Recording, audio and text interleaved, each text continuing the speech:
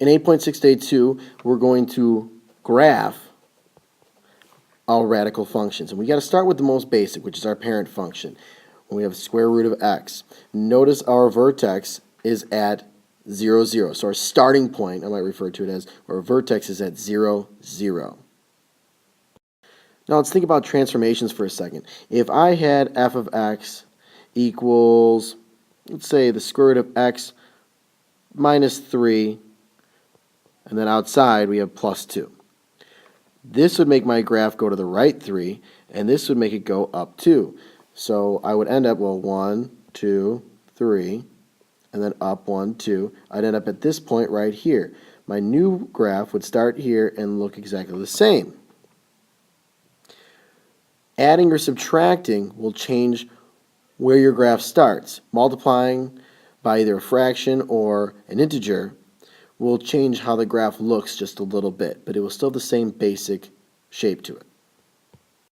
Our basic steps for graphing will be first find the new vertex using the transformation. We're looking at the addition or subtraction parts of these transformations. If it's going up or down, left or right.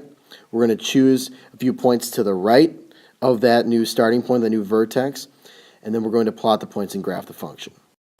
Let's take a look at this first example. I need to find out where the graph is going to start, my vertex. If I look at the inside, I see that it's minus 3.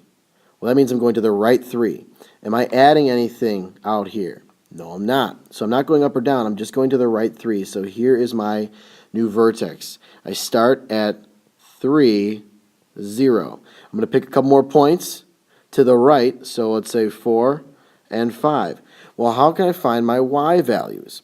I can plug it in, or I can use my handy-dandy calculator. I'm going to use my handy-dandy calculator. Let's plug this guy into the y equals, and look at our table. Second graph gives us our table, remember. You'll see a lot of error messages at first. If you scroll down, we see the point 3, 0, like we thought. Then we have 4, 2, and we have 5, 2.83. This we got 3 points. We can graph this.